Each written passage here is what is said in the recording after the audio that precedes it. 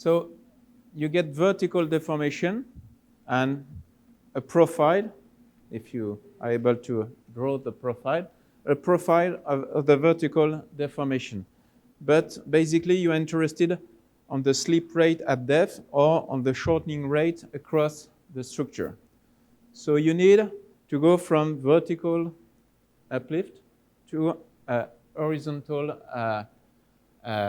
slip rate on your décollement at depth. So for that, we will see that we can adopt different techniques.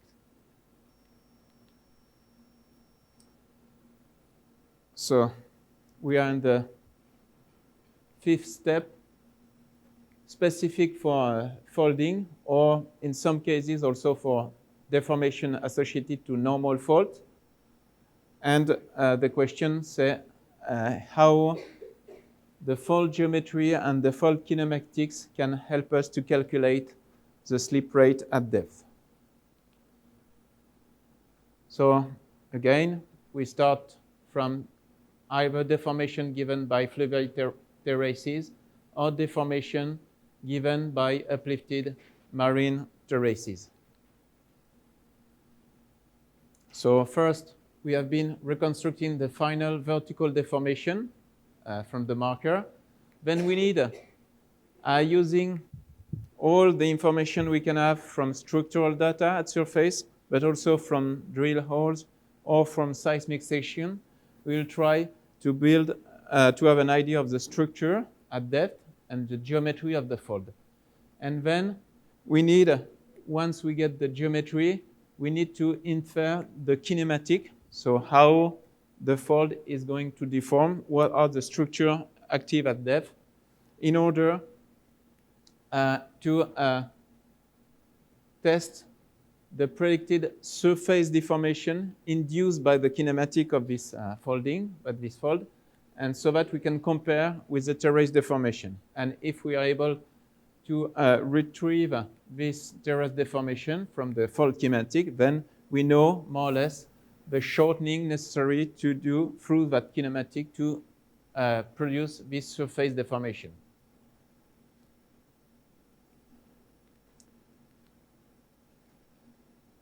So first stage, fold structure. Sometimes it can be quite complex with different folds here,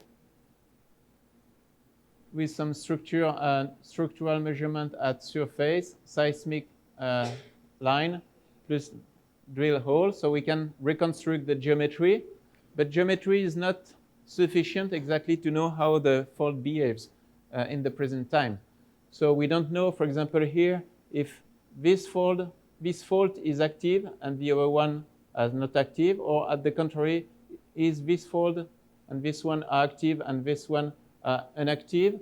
So knowing the kinematics of that fold is important to decide what kind of deformation we'll have at the surface. And if you have deformation from terraces, you can document the kinematics. For example, if this fold is active, you will expect some fold scarp at the surface. In contrast, if this fold is inactive, then your geomorphic marker will show some more gradual folding and without having some tectonic scarp. So we will need all the information, structural information to reconstruct and seismic information to reconstruct the fold geometry, and surface deformation from geomorphic marker to get an idea about the kinematics.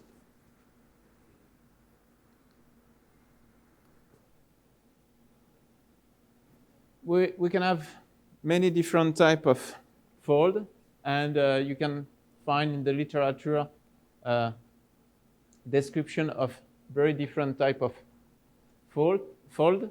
So one of the most classic one is fold bend fold, for which all you will get conservation both of the bed length and also bed thickness. And you have also the family of the fold associated to a fold tip that doesn't reach the surface or another decollement level, but just stop at the middle of the upper crust.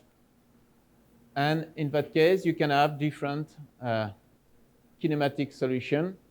So fold propagation fold, like in the previous model, you keep on having a preservation of bed length and bed thickness. But some other kind of fold has been imagined and proposed, like tree shear fold, and also a bed where there is some change in bed thickness. And finally, you get also what we call detachment fold. So given that complexity, it will be nice to avoid to go through the kinematics to be able to transform a vertical deformation into an horizontal one. So in some cases, it is possible to get rid of the knowledge about the kinematics. And this is the case when you have continuous deformation, continuous deformed surface around the folded structure, but also in the upstream part and downstream part, away from the folded area. And if you have a continuous marker, or if you are able to reconstruct continuous marker, then you can define all the uplift and all the uplift zone, and making the assumption that you have conservation of the area. It means that there is no change in volume, so it means no change in porosity of your material, so it's a common and reasonable assumption. Then all the material which is uplifted here has to come from behind.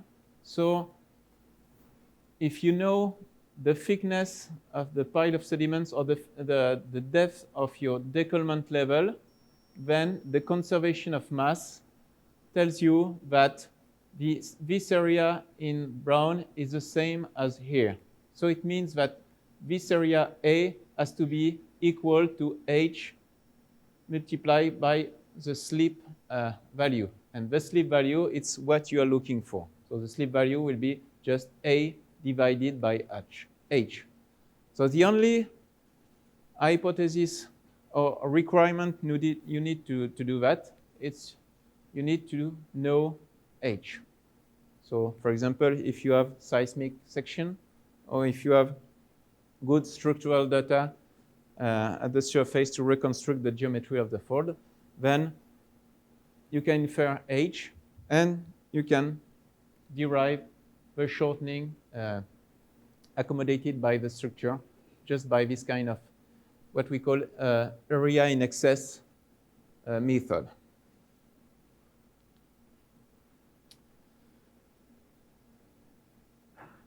The problem, it's not always possible to use this kind of method, and we will see in the practical exercise in the second part that sometimes there can be some difficulties, or we have to be careful with some specific issue. So sometimes it's not possible to use this area in excess because, for example, the marker is not continuous, and we have just a few remnants of marker, so we cannot infer the wall profile, so we cannot calculate the in excess area.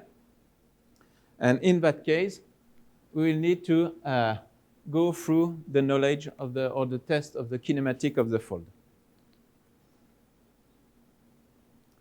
So theoretically, when we consider this different model, so if we have a fold bend fold, then there is here some fixed hinge line, and we can predict that we will get some, if we have a terrace forming at the time T0, then after thousands of years and abandonment, then the terrace is expected to deform that way. So a scarp here related to the fixed hinge line another scarp at the front, and if the ramp is straight or with the same dip, then we will expect some uniform uplift. In case of the fold propagation fold, in the rear part, we will see exactly the same, a scarp associated to the fact that the material goes through the fixed hinge line. But here, because the tip of the fault is propagating to the left, there are some complexity in terms of uplift, and the uplift here will be higher than strictly the uplift induced above this ramp behind. So we'll have a slightly more complex, or we expect a slightly more complex terrace deformation. You can see that in both models, between the young terrace and the old terrace, it's almost a parallel uplift. And same here, you are more or less the same shape for the green and for the red terrace.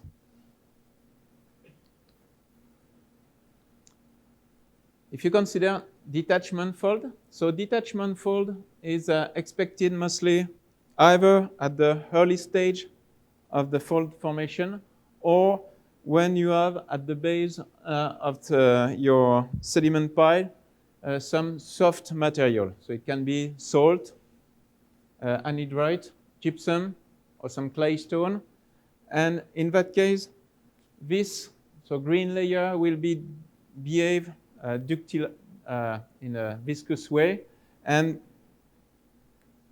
the bed thickness is not preserved, and in that case you can have migration of material laterally going from, for example, the outside of the fold toward the inner part of the anticline. So instead of having material that go through fixed hinge, here the material is fixed to the hinge, and in fact through the folding it's like a chevron which is becoming steeper and steeper. Then the shortening is accommodated just by progressive tilting of your chevron. And in that case, if you have some terrace created just here, then after abandonment of the terrace, you will expect to see this tilting. And the older is the terrace, the more tilting will affect your terraces. So in that case, the young terrace, the green one, is not parallel to the red one.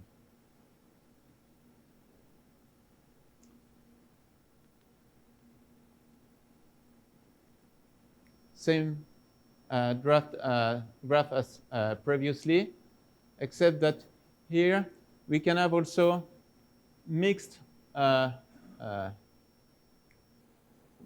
fold with fixed hinge and material immobile relative to the hinge here, like for the classical detachment model. But on that part, you can have also at the same time fixed material going through the fixed hinge, and at the same time some rotation due to the chevron and fold tightening. So you will have some composite deformation at the surface, composite deformation between tilting and parallel uplift in that section. So you can imagine different theoretical scenario, and depending on the type of kinematics, you would expect different shape of terraces, and you will expect also different evolution for young and old terraces. So maybe one thing I can just mention now, and I will come back to this later. One of the main difference between this type of fold with material going through, migrating through the fixed hinge, and this kind of detachment fold, it's in the first case, you expect more or less the uplift to be, if the shortening is, you expect the uplift of the terraces to be linearly dependent on the shortening.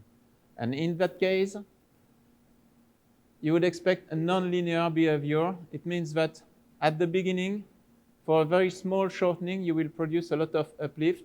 And the tighter is the fold, the less uplift you will get for a given shortening amount. So because we are, again, interested mostly in the shortening across this structure, it will be important to make the difference between this kind of fold and this kind of fold, because you will not end up with the same relation between the terrace uplift and the shortening you can calculate from this uplift.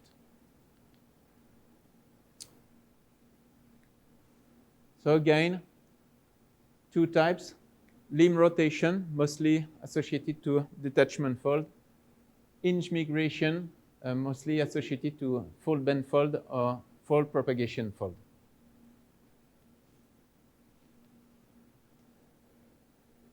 If we consider fold deforming through hinge migration, so material migrating through fixed hinge, like here, we can imagine two, in seismic section or in structural geology, you can see that you can expect two types of hinge line, either a hinge line which is well defined and limited to a narrow zone, or sometimes some not hinge line but a hinge zone. So instead of having a kink, you will have a progressive tilting of your layers. And in terms of deformation at the surface, so in blue, that will be the deformation of a terrace. So here you have the initial situation. The river is cutting that fold, creating some land surface, and this is the future terrace which will be abandoned and record the deformation. So you see that if you have a mark kinked, you will get some scarp, delimiting some flat part, and in this case, you will get some deformation, which is some deformation of the terrace will be more progressive until reaching some maximum angle. And again, you will find the same kind of thing here and here, some flat surface or flat uplift. So you can see in the literature some relationship between the angle of this scarp induced by the migrating through that hinge zone. So in the case where we have a narrow hinge zone, then you can see that all the terraces, the oldest one and the youngest one, will be shifted parallel the one to the other. Same here, but the main difference will be at the level of the hinge zone. In one case, you see that the scarp or escarpment at the transition at crossing the hinge zone, the slope of the escarpment will be exactly the same for the three terraces. And this angle is given by this kind of relationship, where we relate the angle phi to the angle of the strata, theta 1 and theta 2, and the angle of the ramp at depth. In that case, you see that the escarpment is more gradual. It's not as sharp in terms of transition. And we can see that there is some progressive tilting until reaching some maximum angle, which is, as previously, exactly the same angle. So the difference is between in these two systems, it's mostly for the youngest terrace. The youngest terrace, because there is some progressive rotation of the escarpment, you will see locally some progressive tilting of the escarpment between the young terrace and the old terrace. And for the very old terrace, they all will get the same maximum angle in the middle part, exactly the same amount that we would expect with a narrow hinge line.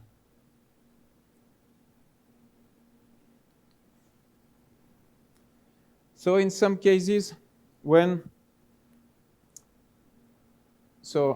example, in the case of the frontal fold in Nepal, we could define a few hinge line. If the shortening accommodated by the terrace is much shorter than the width of the structure, then we can almost forget the small escarpment described previously, and we can consider some average value. And in that case, in the case that the fold is relatively mature, it means that all the units, even the deepest one, has been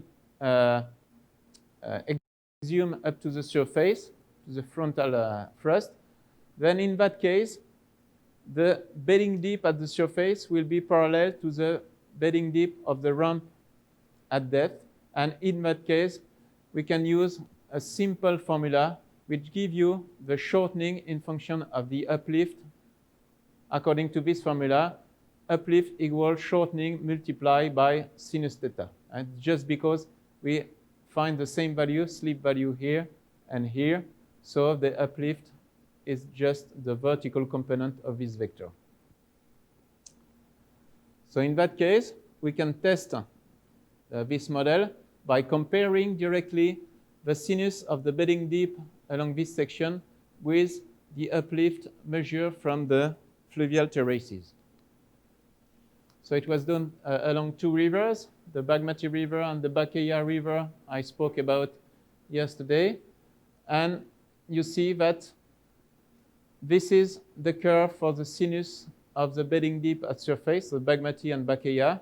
And on top of it, in green, the terrace deformation. And you see that in both cases, we relatively good, match the sinus of the bedding deep angle, and the ratio of the homothetic ratio to go from the green to the red line give you directly the shortening. So around 190 meters for the green terrace and around 45 meters for the yellow terrace.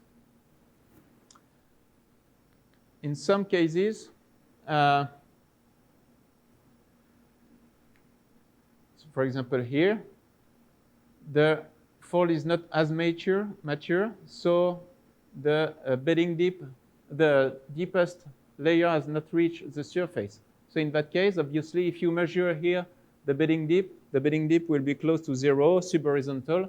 So it doesn't make sense to use the same formula as previously. So in that case, you will need to reconstruct the geometry of the fold by your with a structure, or if you have a seismic line, still better. And knowing the angle of the fold at depth, then you can use the same formula, but this time theta is not the angle of the bedding deep at the surface, it's directly the angle of your ramp at depth. So again, we can use the same formula. And here, in the case of uplift at the transition between one angle and another angle of the ramp, again, the difference of elevation of your terrace, for example, T1, the difference of elevation between here and here will be directly related to the sinus of the angle of the ramp here and the sinus of the angle here. So you can, oh, where is it? Yeah. So for the shortening, in that case, you can directly use this value, shortening equal the difference of elevation of the terrace on both sides of the kink, or both sides of the escarpment. So the elevation h divided by sinus of the angle of the ramp after the hinge and before the hinge, and sinus of the angle before the hinge. but it's based exactly on the same formula, except that here you have an angle different from 0 in that part.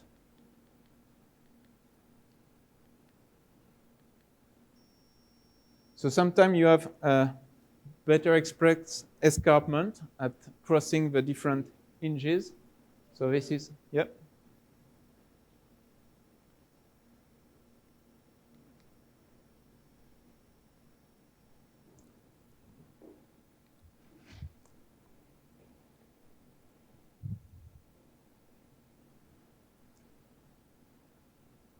No. So I was expecting your paper in 2000. The interpretation that you are giving by looking at the geometry of the terrace about the subsurface structure, I was expecting it is to be fault propagation fold, fault propagation fold. But you're interpreting as a fault band fold. So, Why do you say it's you are interpreting it as a fault propagation fault? Because in case of fault propagation fold, the expected terrace geometry should be like if we go away from the thrust plane away towards north, the height should decrease. There is a diagram that I have seen where the very beginning.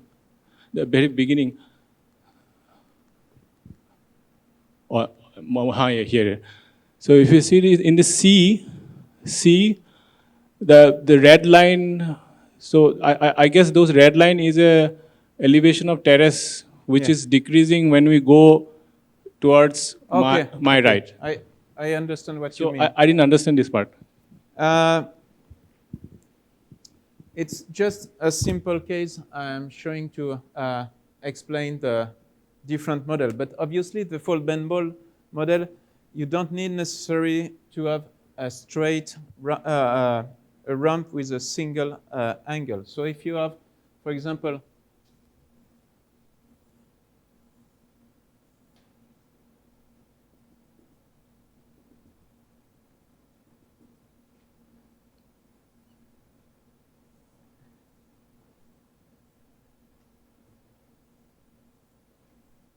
this will be considered also like fold bend fold.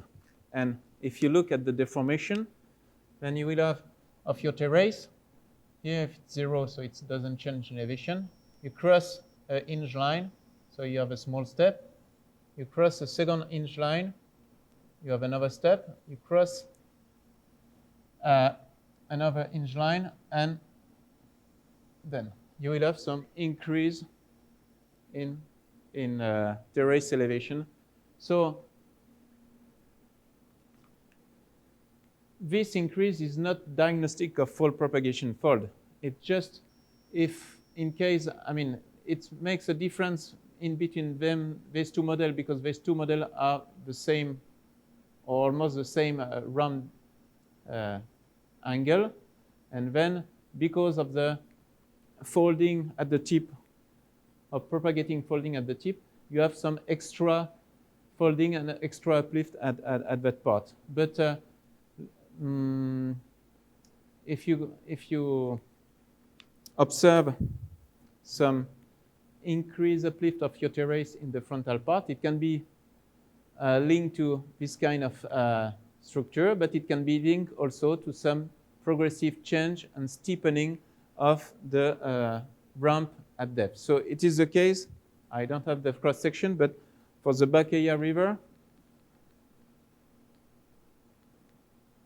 so the Bacaya River is, you see, the bedding dip are progressively increasing toward the MFT, and in some way, the terrace elevation is following this increase. But it's more because we are in this situation. So here we start with close to angle of 0, And close to the front, we are, in the case of the back area, I don't remember, an angle of 45 up to almost 50 degrees. So it's this progressive increase in angle. And in this kind of, so if you have, for example, theta 0, here theta 1, and here theta 2. So if you consider this elevation, change of elevation of the terrace, you can apply the fact that H1 will be d sinus theta 1 minus d sinus theta 0. So we'll have d equal H1 divided by sinus theta 1 minus sinus theta 0. But you can also consider this elevation, H2. So you can have this time the shortening equal to sinus theta 2 minus sinus theta 0. And you can consider also H2 prime, which is the difference between this panel and this panel of the terrace. And in that case, you can also document this time H2 prime by divided by sinus theta 2 minus sinus theta 1. So it's whatever you consider the elevation of your terrace, you can reconstruct the relation between shortening and elevation. And so you can consider relative elevation between two horizontal panels or relative elevation compared to the rear part which is not deforming. So in that case, when you apply this formula, you are just considering the difference of angle between here and the angle of 0 at this level. And whatever you have change in your bedding deep or a continuous ramp with the same angle, in all cases you can use this kind of geometrical relationship. So what would be the configuration of the terraces in the case of fold propagation, fold kinematics, please? I don't know. It will be necessary to do the formula for fold propagation. It's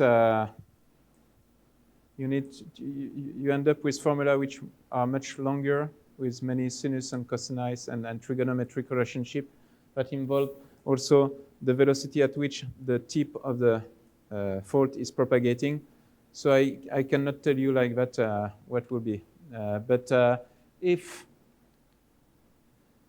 this deformation of the terrace will be related to a fold propagation fold, so in that case, I would expect this shortening value to be lower than the one I derive with fold bend fold. In that case, yeah, but what makes the difference? In fact, it's where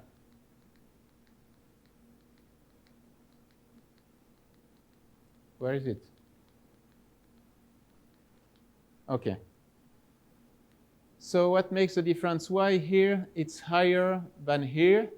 It's just because here we are shortening by the same amount. So if we come back to the in excess area method, so because here we are pushing by the same amount on the same thickness of sediment, you would expect exactly the same in excess area here for the red terrace than here. So here, if the excess here, if the terrace is higher, so for the same area here and here, we need to have longer wavelengths of deformation. So here it's at lower elevation, but on a longer wavelength. So probably one way to decipher also the nature of the fold, if you have no information of on the fact that the fault is reaching the surface or no, or if it's blind or no, maybe you can look also, if you know the detachment level, if your structure is short wavelengths or long wavelengths. So it can give you an indication. But obviously, the best thing is to have very well-constrained structural data and also seismic data to be able to reconstruct the type of fold. And if typically with fold propagation fold in the frontal limb, you expect bedding deep which are between 60 degrees up to vertical and sometimes even at, how do we say in English? With reverse bedding deep. In the case of the Bagmati and even in the case of the Bakeya, so I was able to see the bedding deep up to that part, and it's always north deeping up to 45, 50 degrees.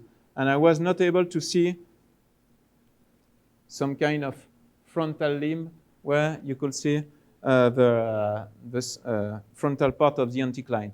So all the structural data indicate more we are in this kind of model, and plus the fact that, well, it's another important information. It's the fact that here we observe what we call lower shear helix, which are the deepest units above your décollement. So in the case of the fold propagation fold, you expect to have exhumed only the upper series and maybe the middle series, but if you see, you are not supposed to have exhumed the deepest material, because otherwise it means if you see the deepest units at the surface, it means that the fault has reached the surface. So you stop to be in the propagation of the tip of the fault. You switch from fault propagation fault to fault bend fault.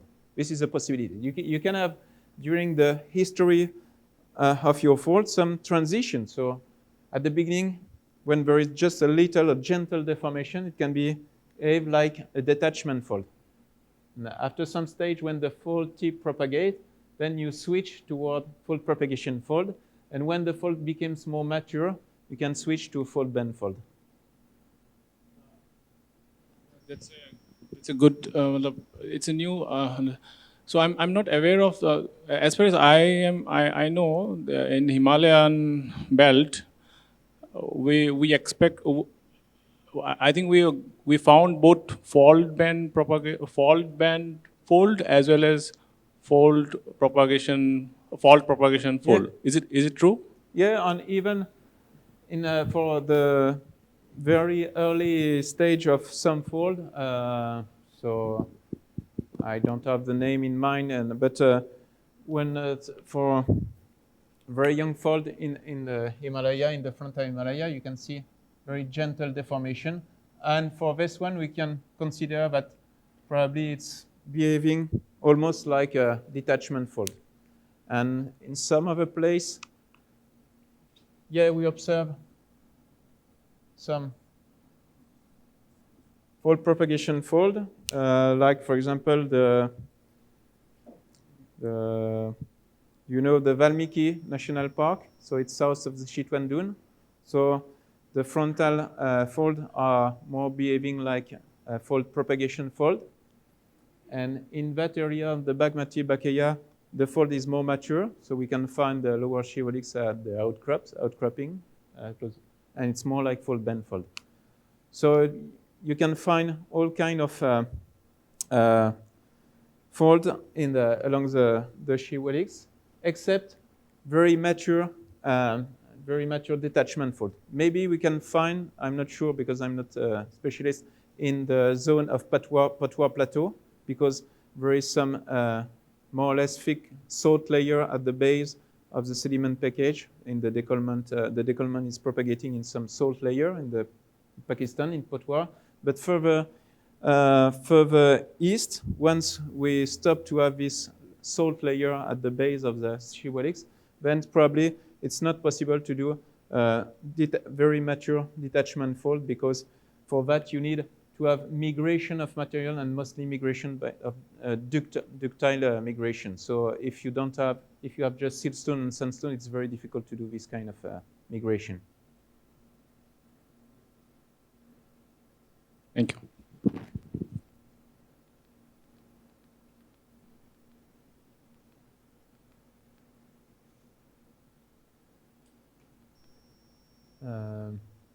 Okay.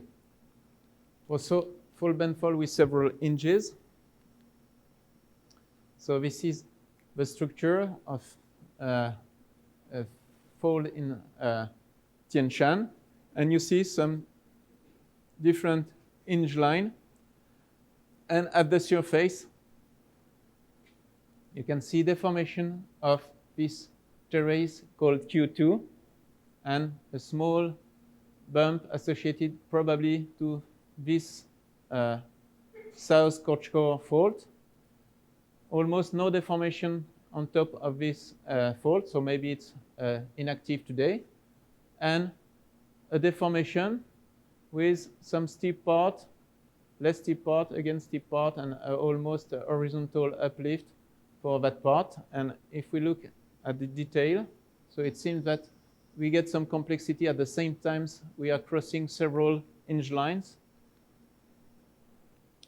And you can see that first hinge line and second hinge line, so this one and this one, I presume. So you can see that you have a horizontal panel for the terrace, then an escarpment with an angle of 9 degrees, and then again some panel which is uplifted almost horizontally, and again after the second hinge line another escarpment. So you can test first your structure. So normally you would expect that the angle of the escarpment around 9 degrees will be linked directly to the angle alpha 1 and alpha 2 of the ramp at depth, according to the formula I gave you previously and given by Lee in 2015. Second thing, it's we can calculate the shortening rate either looking at the elevation of the terrace, but we can look also at the length of the escarpment. So this escarpment of 9 degrees. Because if some material is translated, so for an old terrace, if a material is translated by a value of S, then it's moving that way with a vector of S. So if you're looking at the length of your escarpment, so normally it has to do also, its value has to be close to the shortening accommodated or the slip accommodated by your structure. So you can see here, between here and here, we have probably around 300 to 400 meters. So we can, again, we can get the shortening rate and the slip rate at depth on the décollement, either looking at the distance of the escarpment or looking at the elevation of your terrace relative to the elevation of your terrace and taking into account the sinus of the ramp at depth. One interesting thing with measuring, seeing this escarpment here associated to the migration from through this hinge line, it's here you just use this length. You don't need to know the elevation of your terrace. You just measure on your map the topographic length of this escarpment. So what does it mean relative to the problem we had this morning about reconstruction of the vertical deformation? If you have some difficulties to define the initial geometry of your marker, if you are not sure that the present river is a good proxy to define the initial geometry, so maybe the deformation and the vertical deformation is poorly estimated. If you have the chance to see a nice escarpment linked to migrating through the hinge line, so it means that you don't care about the fact you was not able to retrieve a good vertical deformation. You can just measure the length of the escarpment, and you will get some good idea of the slip at depth on the décollement.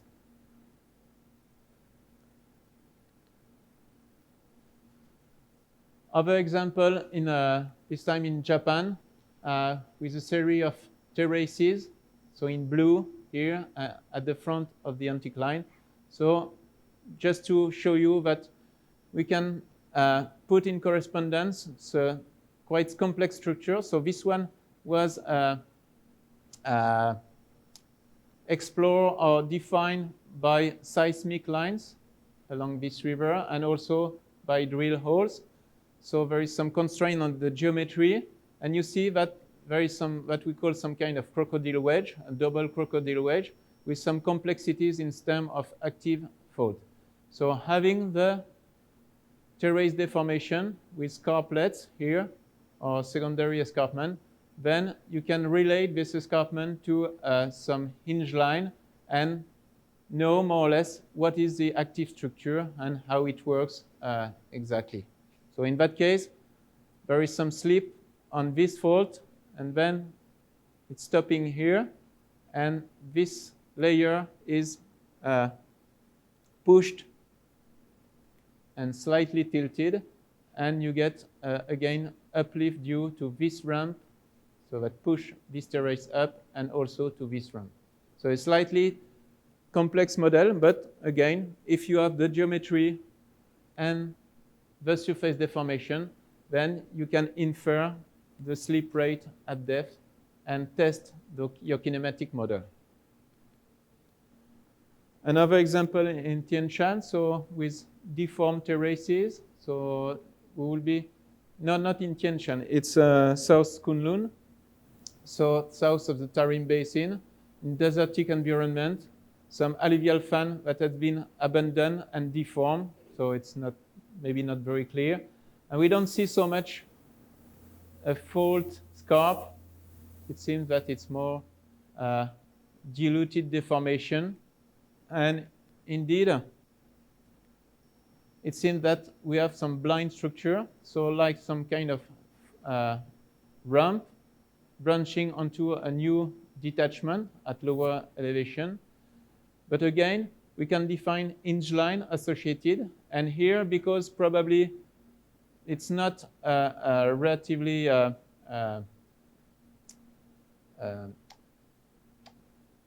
narrow hinge line, but more like a gradual hinge line. So we expect some small rotation of the escarpment. So we have an angle of 1.4 here for the young terrace and 2.1 for the oldest terrace. So some rotation due to the fact that the hinge line is not narrow, but presents some width. But on both sides of this escarpment, we get the same translation, vertical translation without change in angle. So here again, from the terrace deformation, we can say that probably it's the main process is not a limb rotation, but more like migration of material through hinges.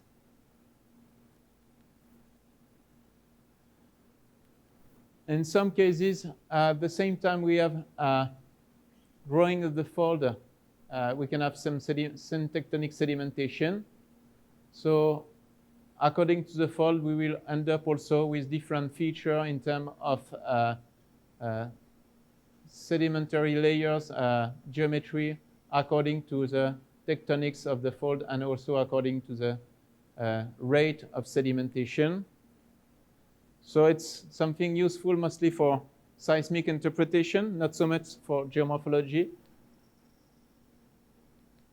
But in some cases, I will show you in the case on Zagros Fold. So you can observe here some conglomeratic layer associated to a terrace. And here on the back part of the fold, then because the sedimentation was as fast as the uplift rate, then you get some syntectonic layers. You see here, the bedding deep is steeper here than here. And they are the different layers that can be followed. And you see that here, basically, it's steeper than here. And you can follow more or less the hinge migration. And this hinge migration gives you an idea of the relative velocity between uplift rate and sedimentation rate. Now let's move to detachment fold. So the main difference is, in contrast with hinge migration, for which we have a parallel uplift of T1 and T2, this time for T1 and T2, because of the limb rotation, there will be some progressive rotation of the marker, and the old marker will be more rotated at steeper angle than a young marker. And the second difference, as I mentioned earlier, it's we don't have a linear relationship between uplift and shortening, but it's more a curve like that. So if you want to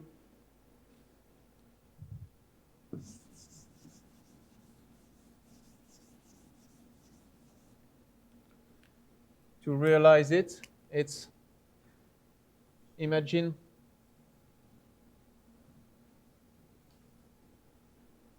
a chevron-like. So after some shortening, then you will get something like that. So if you consider that this is the initial length of your bed, so you expect, if you have bed length preservation, that this limb will be exactly the same length. So now the distance between this point and the axis of the fold is L, and you have a relationship between H, L, and L, which is the triangle with hypotenuse, and you will have L squared plus H squared equal to L squared. And the shortening is equal to L minus L. So in that way, you can see that for small deformation, in fact, you will have a relationship on the type of, let me think, D, the shortening,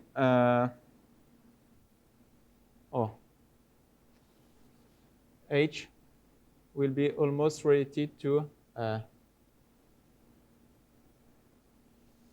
D to the square. No, I'm trying to remember.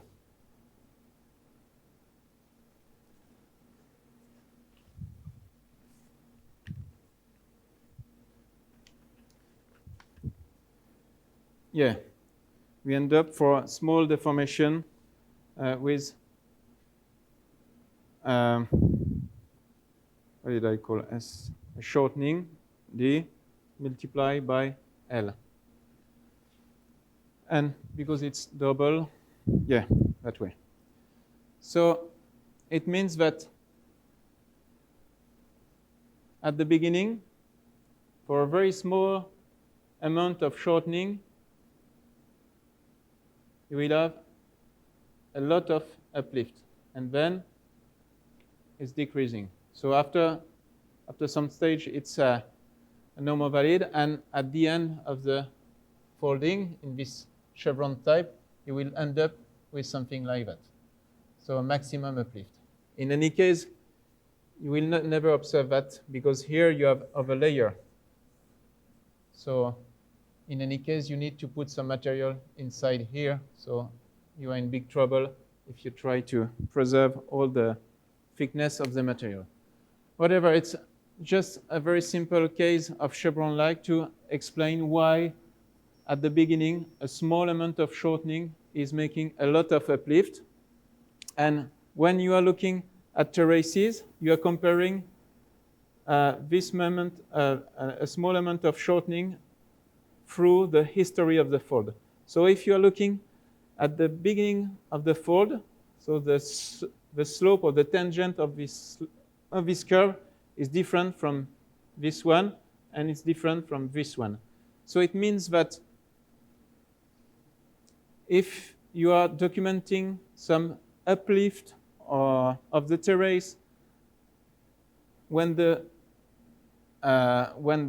fold is really young, and if you are documenting some uplift value when the fold is relatively tight and mature, then the same amount of uplift will not be related to the same amount of shortening. So it's important to have this in mind when you want to compute the shortening from the uplift in this kind of fold type.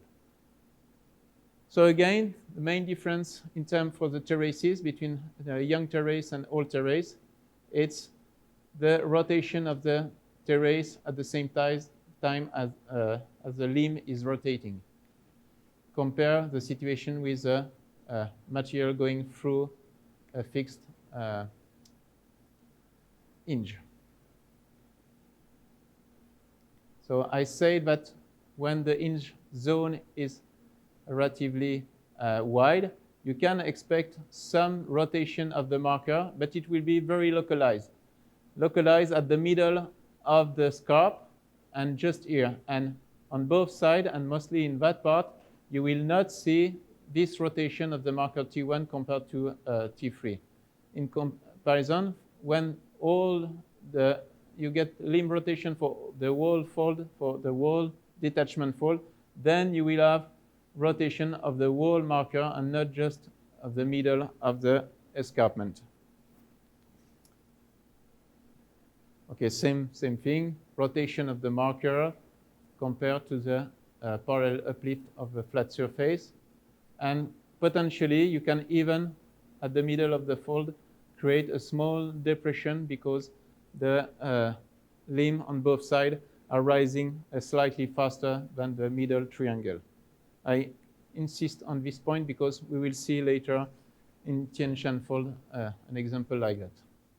So this is an example in Tian Shan with a detachment fold which is relatively tight. So the southern and northern limbs are almost subvertical. And Scherer and Kofer documented terraces that show both parallel uplift due to migration through hinge, but also some component, important component of rotation. So you see that the oldest terrace has been more rotated than the youngest terrace. And we can infer that in this kind of fold, we got some limb rotation and deformation of the terrace by detachment fold component.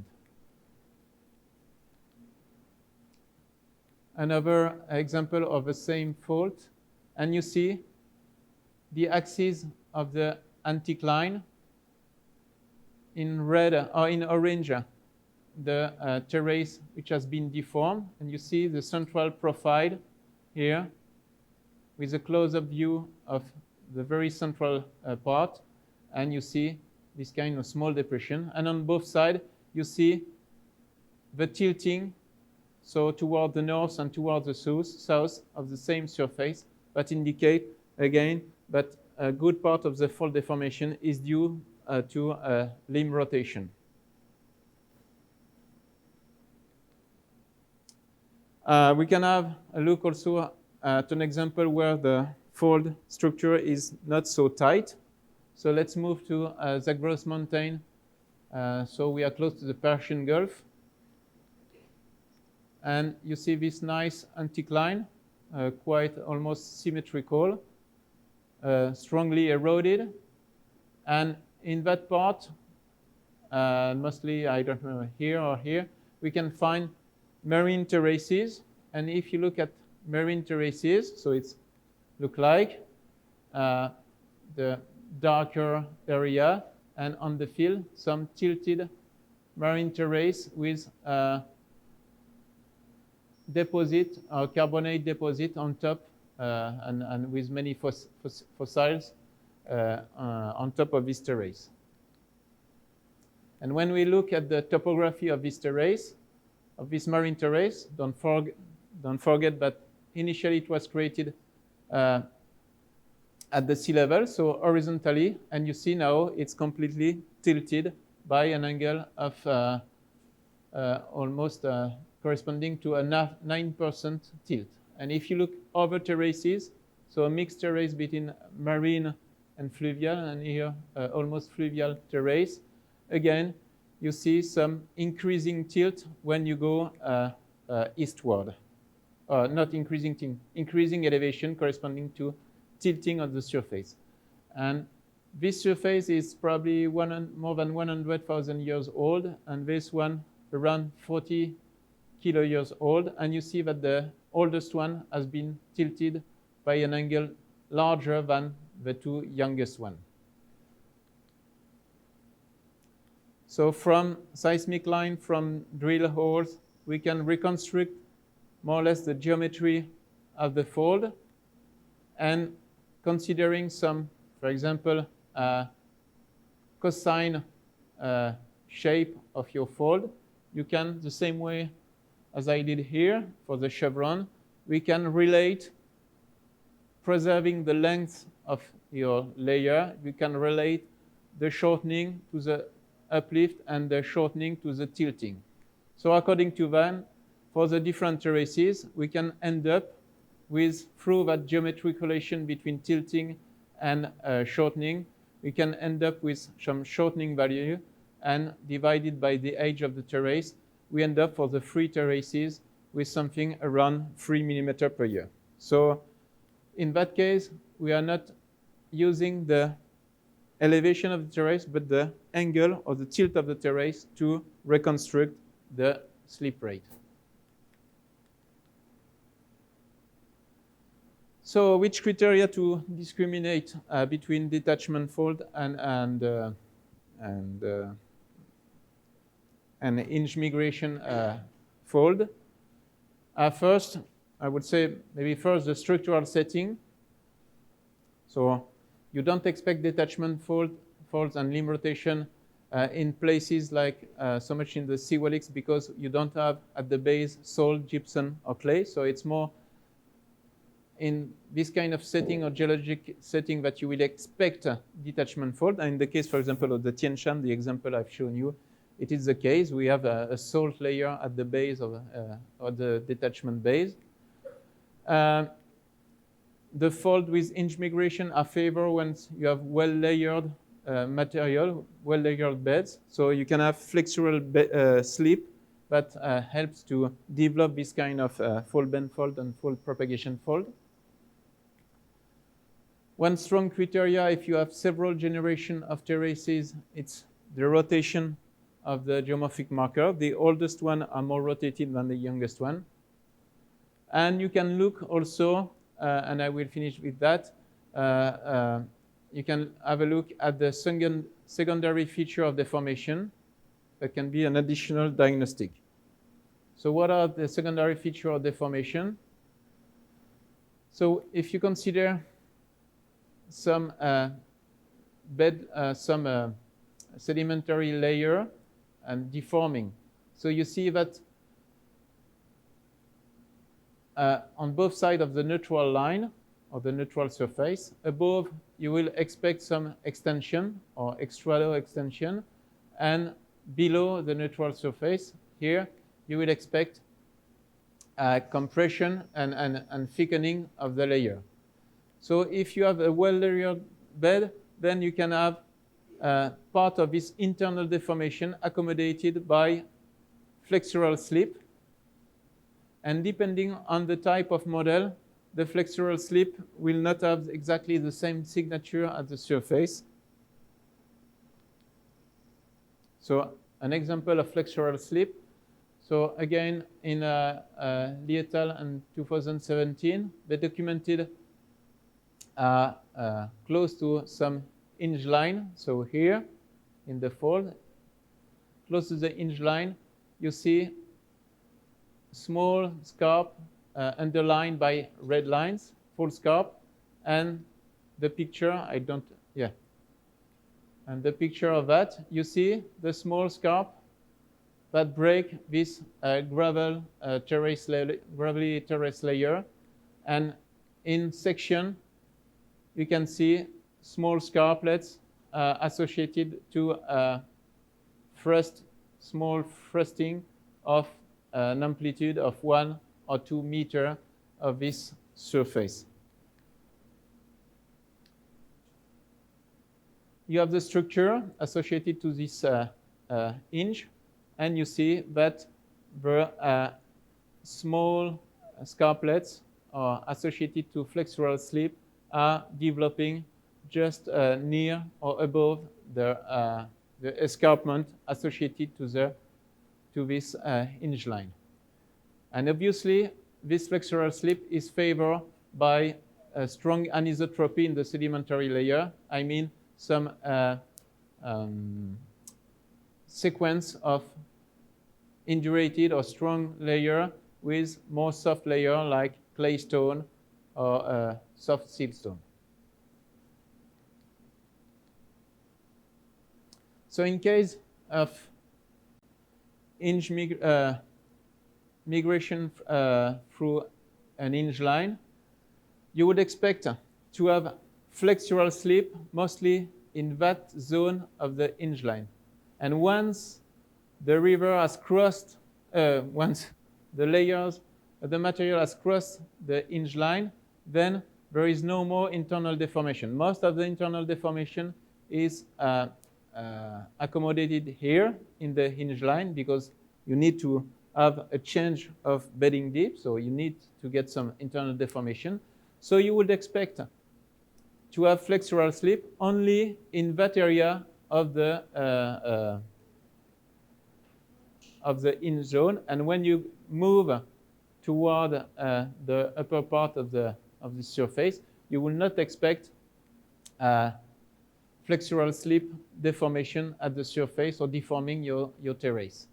In contrast, for limb rotation, because you get flexural slip all the way in your rotating limb, then in that case, you will expect flexural slip everywhere along your rotating limb. So if it's flexural slip all the way over great distance, it's diagnostic of limb rotation. If flexural slip faulting is very concentrated close to the hinge line, close to the hinge zone, in that case, it's more diagnostic of migration or deformation by migration through a fixed hinge line. Okay. If you have a question.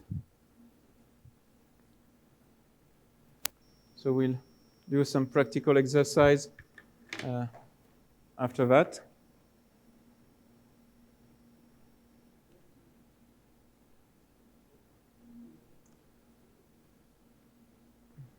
So if you don't have questions, I can just...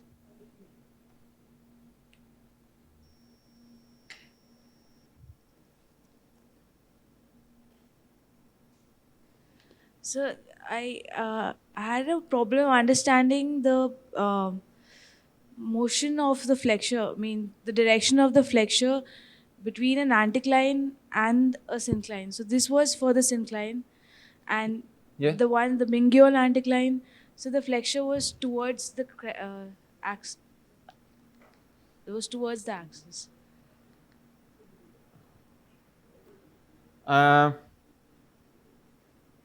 You could expect flexural slip on both sides, for example, on the frontal limb and the back limb.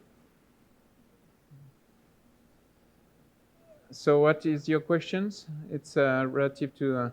Yes, so I mean, if you have flexures towards the crest of the anticline, they would form a downscape one Yeah. from for the anticline. But in case of adjoining syncline, that flexure would be in this form. So would you have step-like creation from when you're transgressing from your anticline to the syncline?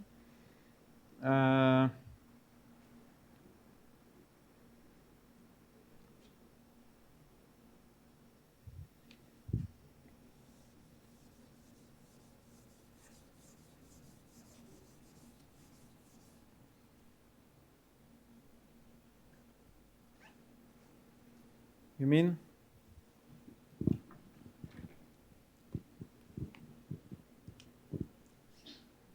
If we have a syncline, or it's evolved between here and here? No. Can you draw it on the... Because I'm not sure to follow.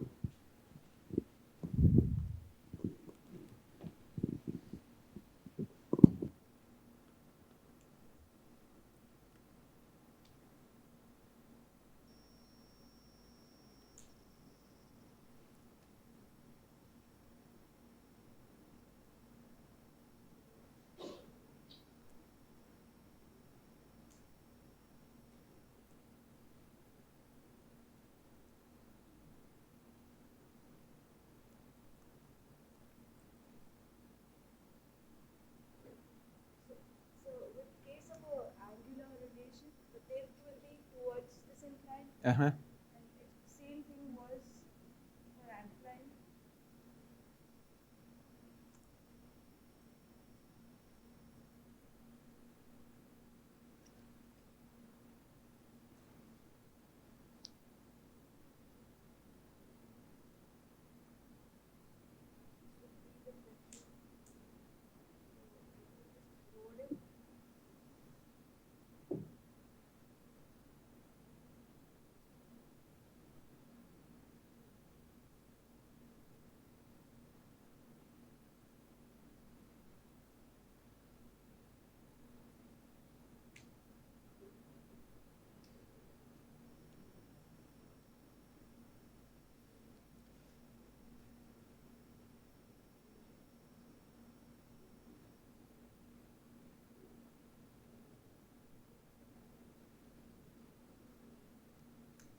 I wanted to understand this because I think I wasn't sure if this is the Mingyol structure for the anticline. I'm not sure if this is the pattern. The tip is this is away, Yeah, but or I'm not sure if I've drawn it wrong.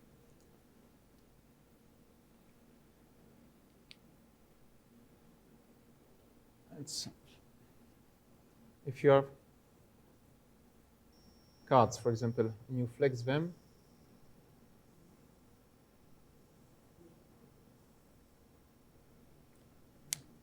so you will expect this point moving toward this point. So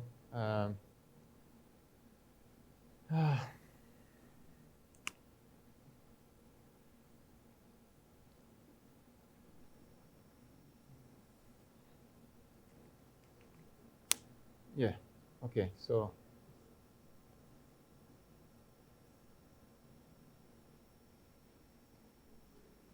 what you're asking, it's the tilting of the surface?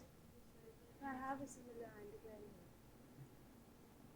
This orientation would be, it would be this direction.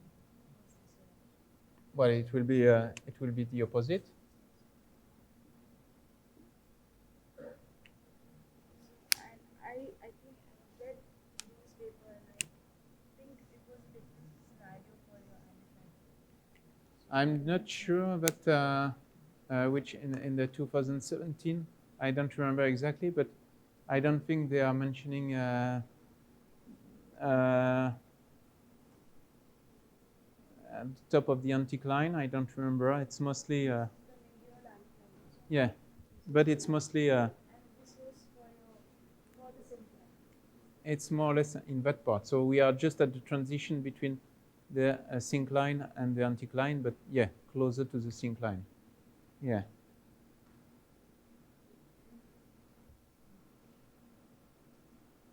So I wanted to understand if there was a subsequent anticline adjoining to your syncline adjoining to your anticline. So you would tip towards your tilting would be towards it would be like you would have. So when, I mean, if you jump from the anticline to the syncline, it's always the same, some kind of deformation. So here you will expect some, probably, I'm not sure, some tilting that way. And so at the transition, sorry.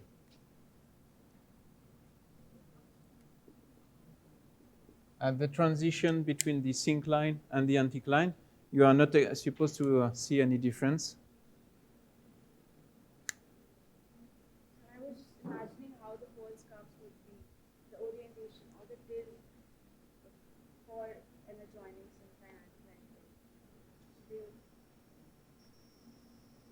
It seems to me, well, I'm not so familiar with flexural slip, but it seems to me that going from the syncline from here to here, you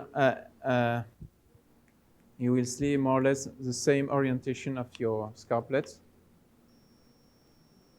Not expecting a difference. In contrast, when you go on the other side of the syncline, then the orientation of your scarplet will be opposite as you draw on it. I think also you mentioned that in the migrating hinge case, Yeah. it will die out as you move Yeah. away from that. Yeah. Yeah, because it's, well, in that case, it's continuous change of depth. So it's having like many hinge line. So if you are drawing something like that with only 3 hinge line or something like that, it's not the same because it's you could expect flexural slip all along, but with less amplitude than in the case where your hinge line are well developed, because you will have a lot of internal deformation to accommodate at crossing the hinge line.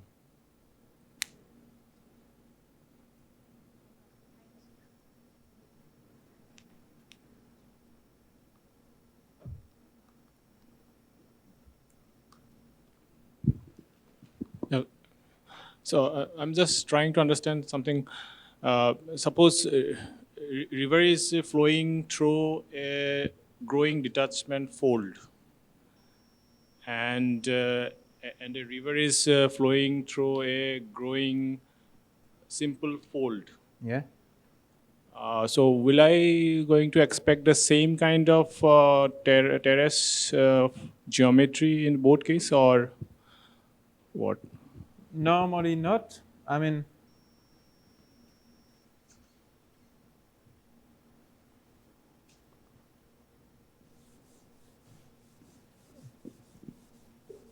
if you have one single thread of terrace, you might have some doubt. Let's say, imagine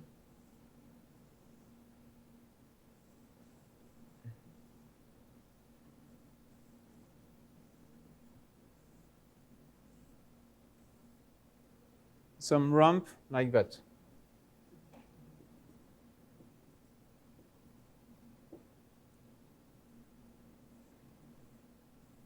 So going from 0, steeper, steeper, steeper, and gentler, gentler. So in that case, if you have a river and abandon a terrace, then you will have something like the uplift will be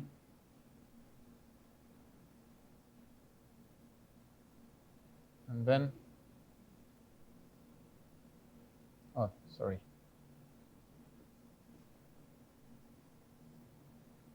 And something like that. Well, that's not the terrace. Yeah, the terrace will be like that, and with that part parallel to the river, more or less. Okay, so if you look from far away, it seems that you have some broad scale folding. In particular, if you have a remnant of terrace which are not continuous, that maybe it will be difficult to have the exact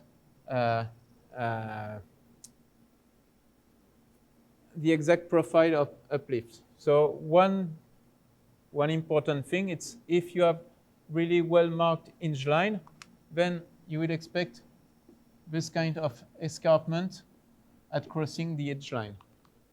In the case of detachment fold, and you could see also a river, the abandoned terrace, and something like that. So from far away, you will say, oh, it's not so different. In particular, if you don't see the escarpment because the terrace preservation is not good enough. So if the preservation is good enough and you see this kind of escarpment, then it's diagnostic that you have some migration of the materials through edge, through some edge. So in that case, you are more in the case of fold bend folding or fold propagation folding rather than in detachment fold. If you have just a small remnant of terrace,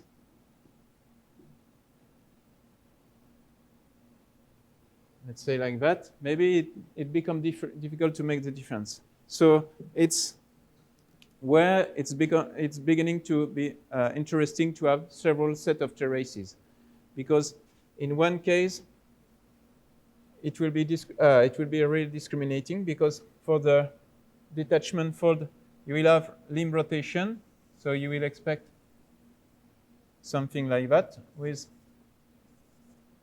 an angle quite different, and in that case you will expect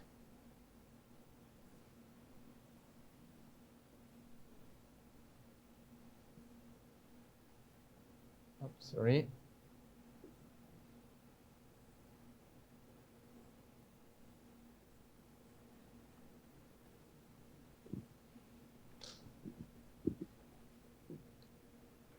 So basically, where you see, if you have preserved terrace panel like that, you will see that in between the hinge zone, there is some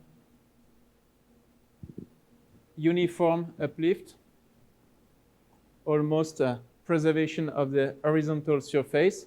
In contrast, here you will see some progressive rotation, not at the middle of the fold, but on both the frontal and the back limb.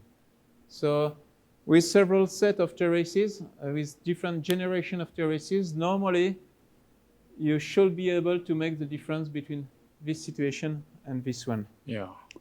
Thank you very much. Yeah.